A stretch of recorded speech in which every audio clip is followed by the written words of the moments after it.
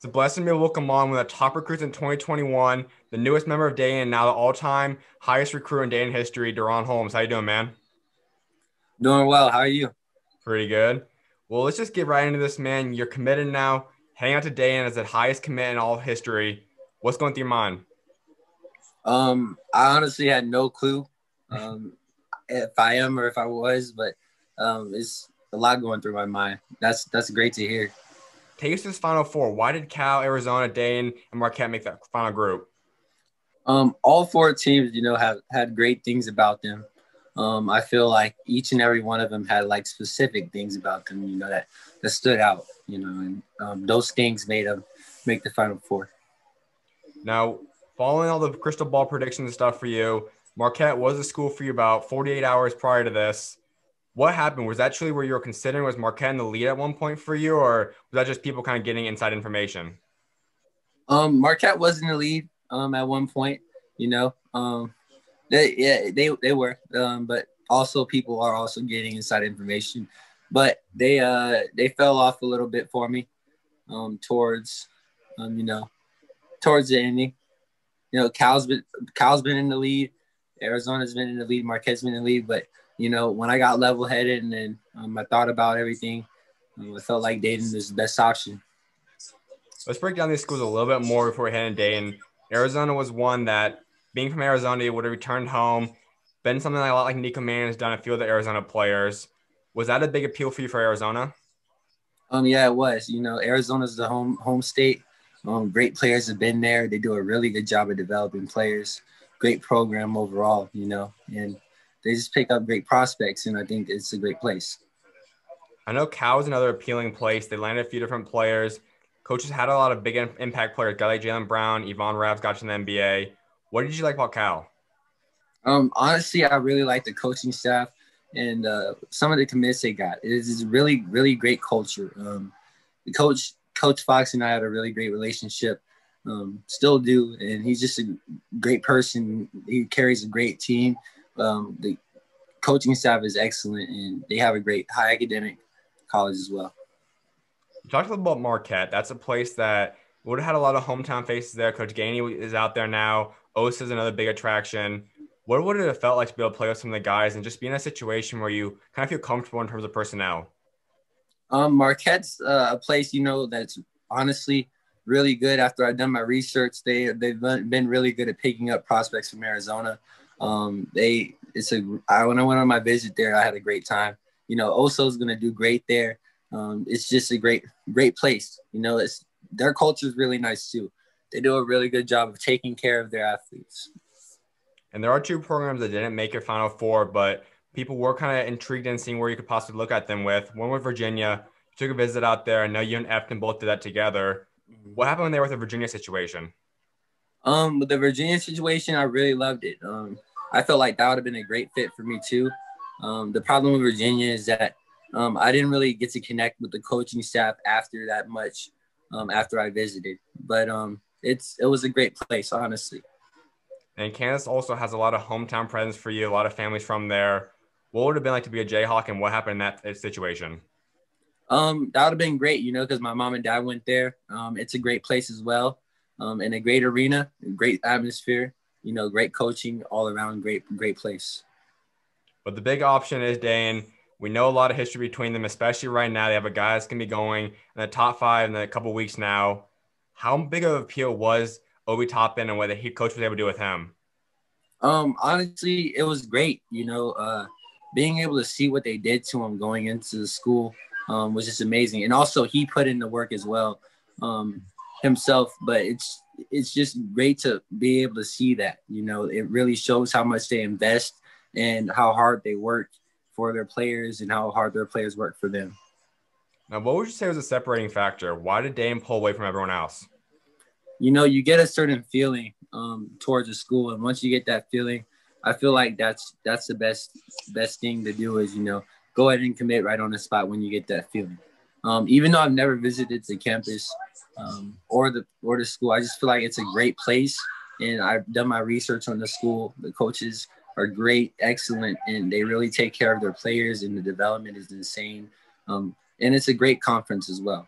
overall a great school and great atmosphere. The students really come and support. You are part of what hopefully is a one-time situation where you don't get to go on the visits. This whole COVID time, virtual visits, phone calls.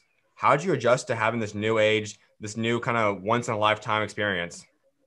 It's honestly difficult, not only for me, but for all the other athletes that have to go through this, because it's scary. You're making some decisions and you don't really get to visit the schools because of COVID.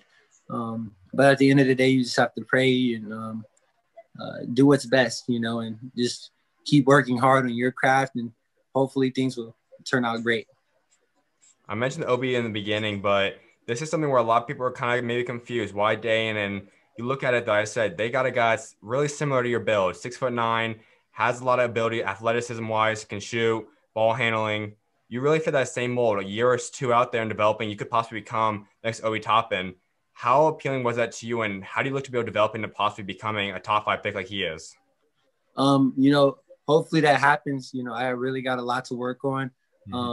He put in a lot of work, and I want to do the same, and I just want to grow and learn from the team, and that would be great. It's a lot to live up to, but it's just him himself. He set a great he's really set a great example for the University of Dayton, and he's really done a great job there, and I want to do the same. That's something I like too. You look at the A10, it's not necessarily regarded as a Power 5 conference, but year after year, we see as mid-majors continue to make big runs in the tournament. They would have been a top 3 seed, maybe 2, I believe, somewhere in that range. Kind of have this new era of people realizing you can go to mid-majors and still become an NBA player. Is that something that kind of helped you during this process? Yes, definitely. It did. It's cool to go to some of the Power 5 schools, but you also have to go, the best fit, and I feel like that is the best fit. They also are a really good team. They've over the past couple of years, they've done really good.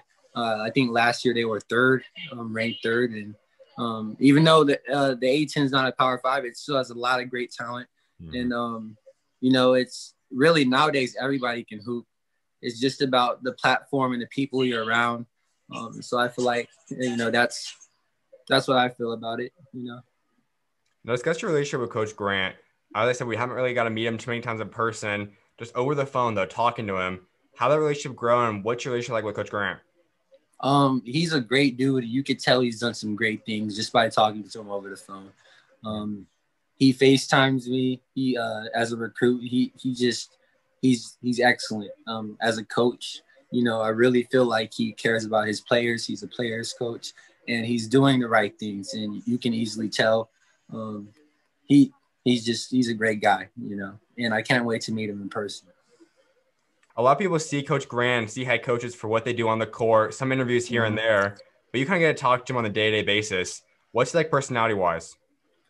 Personality-wise, great person, he really cares about you off the court. When he was talking to me, he doesn't just ask questions about basketball. He'll also ask questions about family and stuff like that. Academics, I feel like he really is on his players about academics, and he just cares all around. And that's what great coaches do, When you get on these Zoom calls with him, the phone calls, what is his pitch to you? What was his ultimate pitch that made you really decide, okay, I need to go to Dayton, that's where I want to commit? Honestly, they do a great job of selling their program out. They did a great job of doing that to me. Really what it was is when they broke down as a coaching staff and broke down each of their family and just explained how they go with the culture and how everything is. And after I was listening to that, I was like, these guys really do care.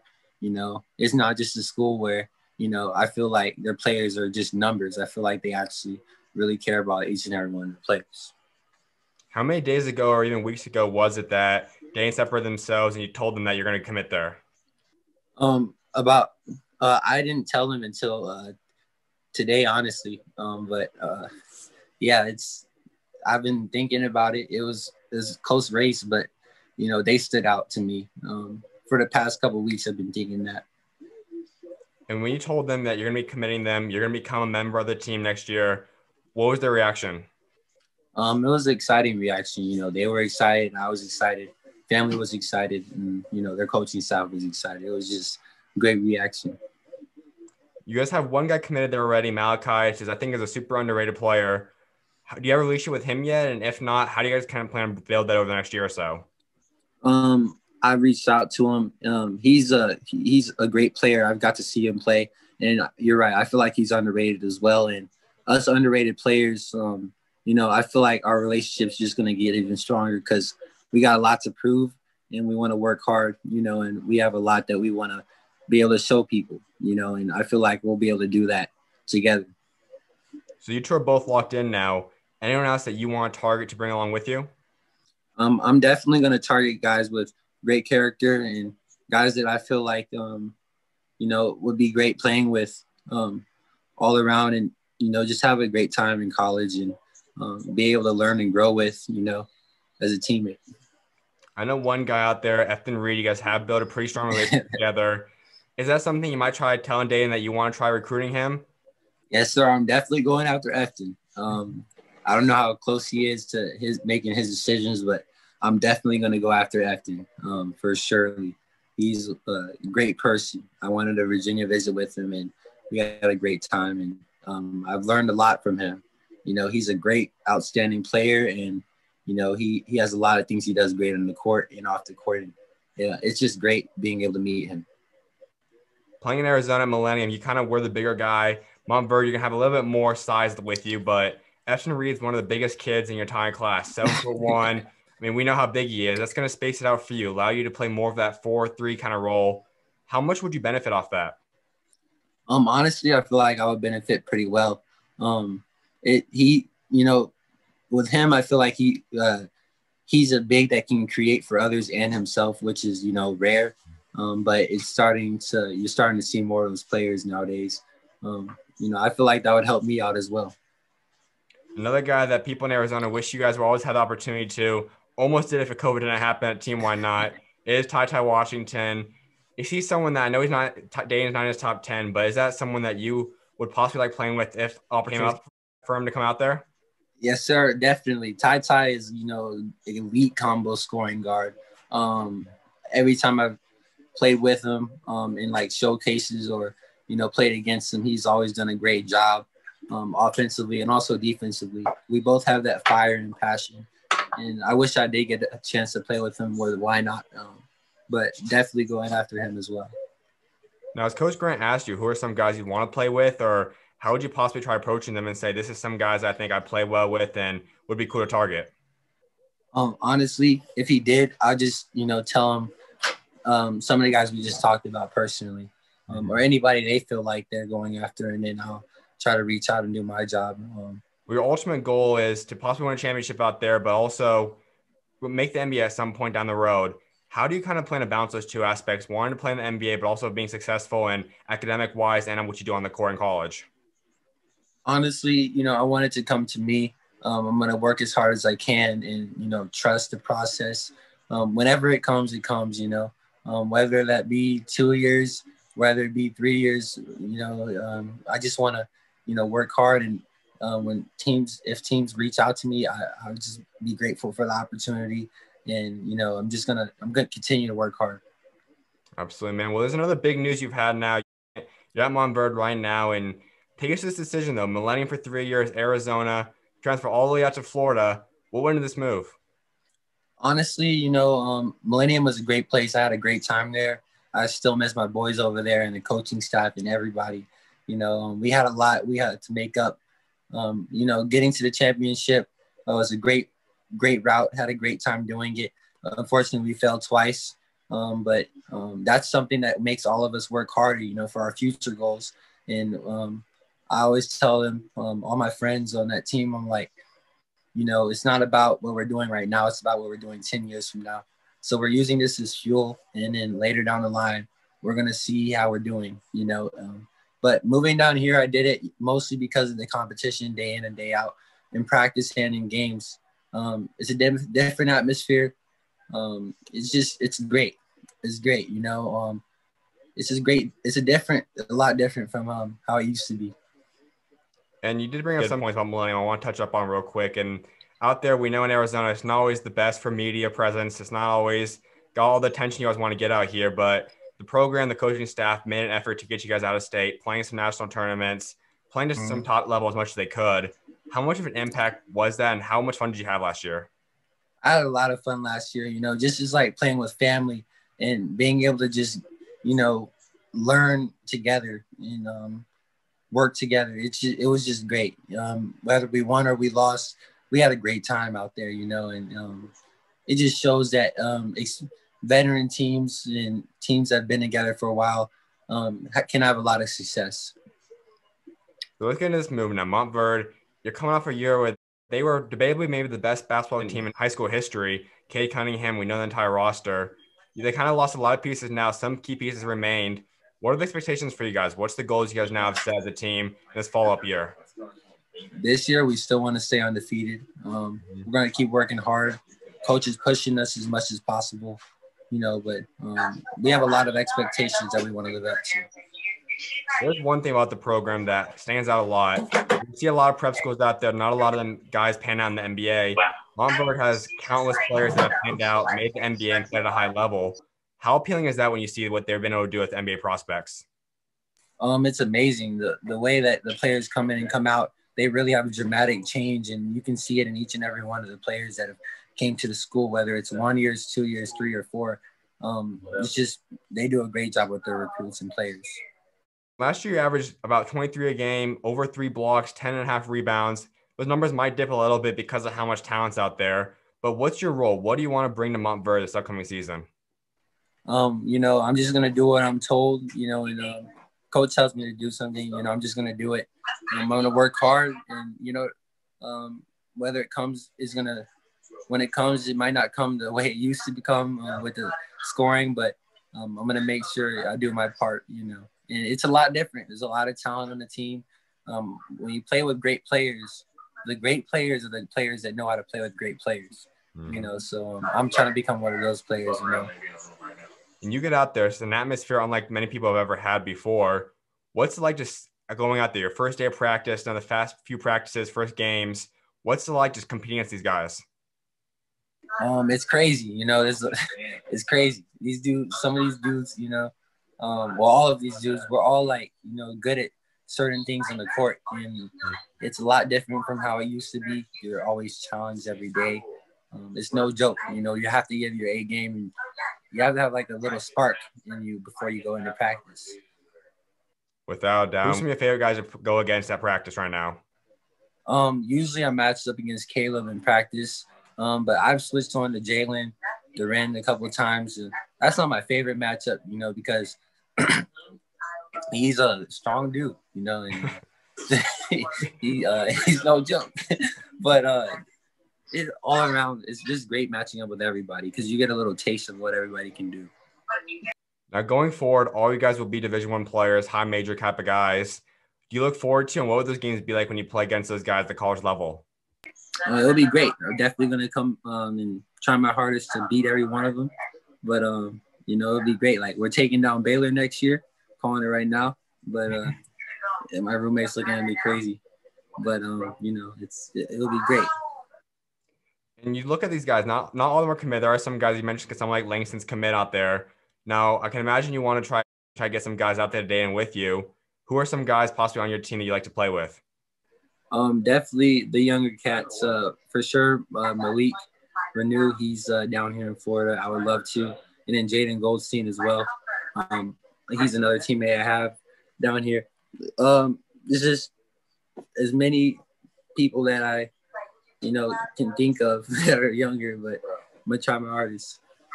There is one big matchup. Florida has maybe the 2 best prep schools in the country. You guys, IMG. How excited for that big matchup?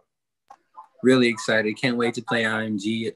We've been talking about it down here as a team. We're just ready, No doubt. And maybe the biggest goal, though, is going undefeated and making it to Geico and winning that. How you guys eventually accomplish that?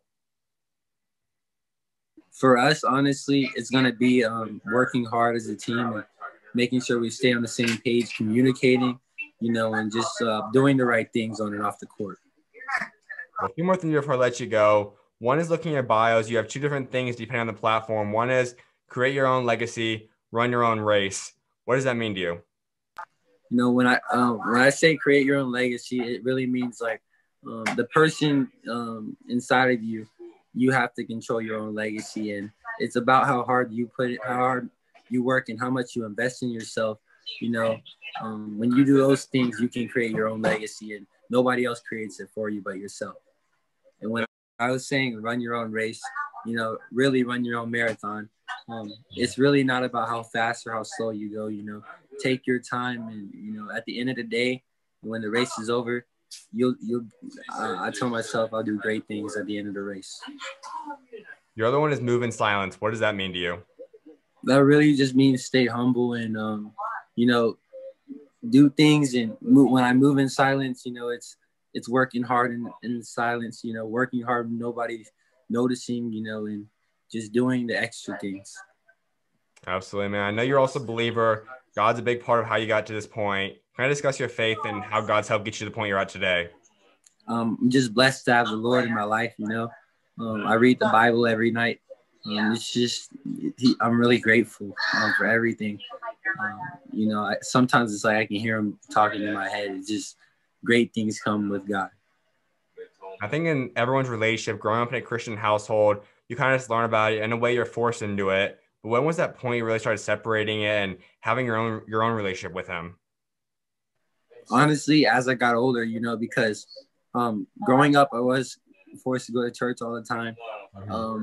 When I started off in basketball, like when I moved to Arizona, I didn't really go to church that much anymore, you know. So my relationship with God wasn't the best. But now looking back at it, especially this year, like I'm really getting closer to him every day. Well, when would you say has been the biggest moment you've seen God show up in your life, rather be on the court or off of it? The biggest moments I've seen God show up in my life is when I lost the championship twice in a row. I've seen him show up for sure. That's awesome, man. My final thing before I wrap this up, give Dayton fans your 3 biggest goals you have set for your Dayton career. Number one, you know, I'm going to work hard and do my best. And as a team, we're going to try our best to win March Madness. We want to win the tournament. That's the number one thing. Number two, my personal biggest goal is just being the best player I can be on the court for the team. And number three, just being able to have a fun time at the school. I just can't wait. And your final thing can just be you. Give a message to Dayton fans. What can they expect from you? You can expect a great character kid, a person who's going to come in and work hard, and a person who's going to get along with everybody. Absolutely, man. Well, congratulations once again, man. I'm proud of you and good luck coming season. Thank you so much. I appreciate you and what you do. Of course, man. You know you're always welcome on, man. God bless. God bless, brother.